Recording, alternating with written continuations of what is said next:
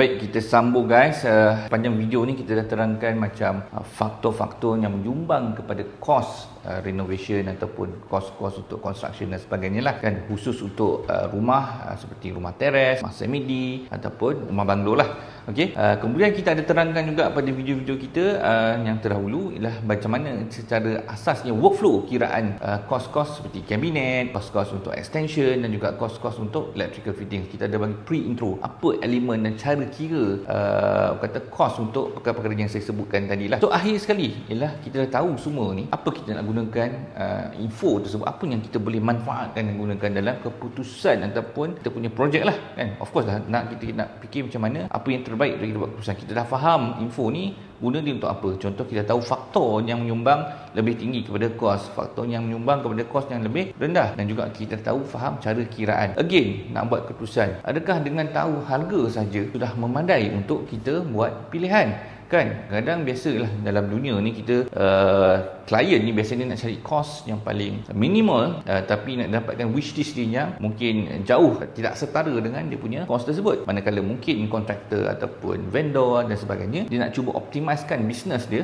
profit dia dalam deliver benda yang dia nak dia willing to deliver lah dengan kos tersebut. Okay, jadi ada percanggahan dekat situ. Okay, macam mana kita nak concludekan ke sini dengan faktor-faktor harga, kita dah tahu price yang mungkin akan datang, macam mana kita nak buat selection. Okay, dari segi kontraktor, adakah lowest cost is it good ataupun adakah maximum cost is good as well. Sebab kat sini dia dengan mudah, yang murah tak semestinya tidak baik, yang mahal juga tidak semestinya yang terbaik kan. Tapi elemen-elemen dari segi kos ni dia juga bergantung kepada siapa yang kita nak select, macam mana karakter vendor. Kita ada terangkan sebelum video-video sebelum ni apa kriteria yang kita perlu tengok pada kontraktor ataupun subkon dalam pemilihan kita lah. Okay, jadi tuan-tuan gunakan ilmu ni, fikir kesedaran dalamnya. Kos dah tahu, adakah anda hanya buat keputusan dengan mudah saya nak ambil yang paling kos, saya nak ambil 3 kontraktor bagi quotation. Contoh, sebenarnya kaedah ni tak betul pun. Dah bagi boleh 3 kontraktor, anda bagi skop yang tak tahu, mungkin dia tak listkan pun skop yang apple to apple ataupun sama, tapi ultimately anda ambil yang paling murah. Kenapa anda nak ambil yang paling murah kan? Soalan itu yang anda perlu fikir. Kenapa dia murah? Kenapa yang ni mahal? Anda kena tanya itu dulu sebelum anda buat keputusan. Okay, hi guys.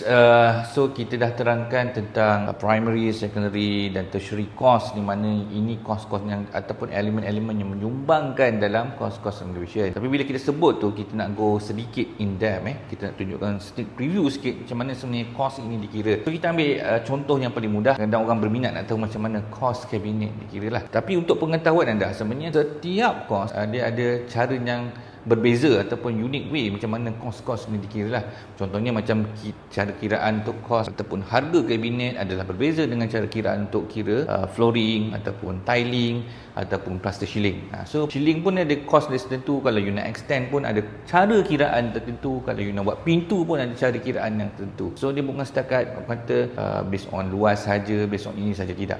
Jadi kita tunjukkan satu contoh spesifik. Contohnya kos kabinet. Kabinet ni dia lebih detail sebab kos sebenarnya dia bergantung kepada beberapa faktor. Contohnya kalau untuk kabinet, kita biasanya akan ikut dia punya ukuran, dia punya material, dia punya design, dia punya mekanisme. Semua ini akan memainkan peranan dan juga kos. Kadang-kadang lokasi dan juga jenis bangunan pun mainkan peranan untuk kiraan harga. Contohnya kalau kita buat kabinet di rumah jenis landed, dia tak ada kos dari segi hardship sebab mudah akses, semua nak sampai dan nak loading barang, nak install senang. Tapi kalau contoh kita buat di high rise, high rise property macam kondominium ke dan sebagainya, akses ni agak sukar. Kadang-kadang kita nak bawa barang-barang yang besar ni dah siap pre-made, nak pasang, kita nak load, kita nak unload, kita nak angkat pergi masuk unit, nak kena covering semua. Kos-kos tu dia berbeza walaupun mungkin barang yang lebih kurang sama. Jadi kita tunjukkan contoh kiraan kabinet. Jadi yang anda nampak sebenarnya ini adalah salah satu contoh maklumat yang kita perlukan kalau nak kira kos lah. Tapi ni maklumat yang lebih detail lah. Nanti kita akan sharekan maklumat mungkin dengan floor plan ataupun paling minimum ada layout sikit lah tentang kabinet. Kita tunjukkan juga contoh itu macam mana kos kabinet ni dikira.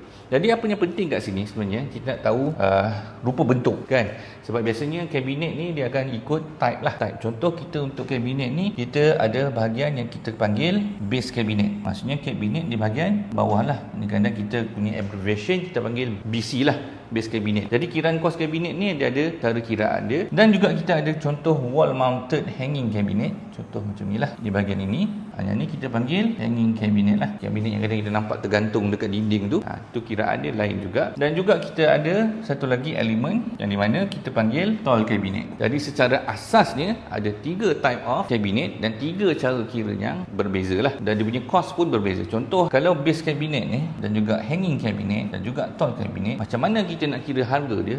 Biasanya kalau kami di Cantik World, kita akan kira based on per foot run, PFR lah. Bermaksud dekat sini mengikut ukuran standard dan sebagainya, kita kena ikut ukuran panjang. Contoh panjang kabinet tu adalah 10 kaki. Okay? Jadi akan ada cost dia kat sini. Contoh kiraan base cabinet, ini yang lebih terang sikit lah. Okay? Base cabinet sama dengan panjang dia darab harga per foot run berapa kan. Contoh kalau kita tetapkan base cabinet ni, contoh material macam ni, dia ada per foot run yang lain lah. Dia punya top macam ni, per foot run yang lain. Kalau material berbeza, harga dia berbeza-beza. So kat sini yang datang bezanya, contoh dari segi material, design, top dan juga mekanisme. Benda ni ada main atau menyumbang dalam harga yang berbeza dalam sini. Jadi kita punya variable kat sini ada 2. Satu panjang, yang kedua adalah harga per unit itu dalam per foot run.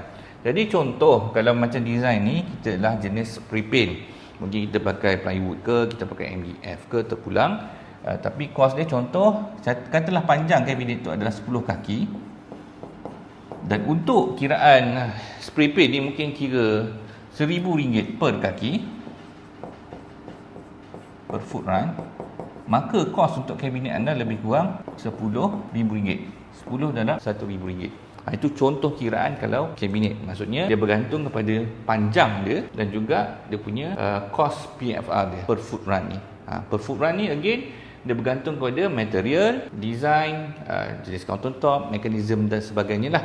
Benda tu dia berubah-ubah ikut faktor-faktor ini. So kalau kata material mana yang murah, melamin contohnya, lepas tu kita ada laminate lain HPL, you ada spray paint, dia datang dengan kos-kos yang berbeza. Sebab tu kita kata kita bukan setakat ukuran yang penting, macam mana layout dan juga macam mana overall design, material, benda tu semua mainkan peranan dengan harga. Jadi kalau nak tahu lebih lanjut tentang macam mana kabinet dia kira, subscribe pada video-video kami. Ada modul khusus untuk kiraan kabinet yang lebih detail. At least bila anda dapat info ni, anda sendiri boleh buat anda punya pre-estimate dan tahu apa dari segi budgetary anda, apa yang anda nak includekan, apa yang tidak, apa yang patut anda buat mengikut anda punya keperluan dan kemampuan. Okay, stay tune.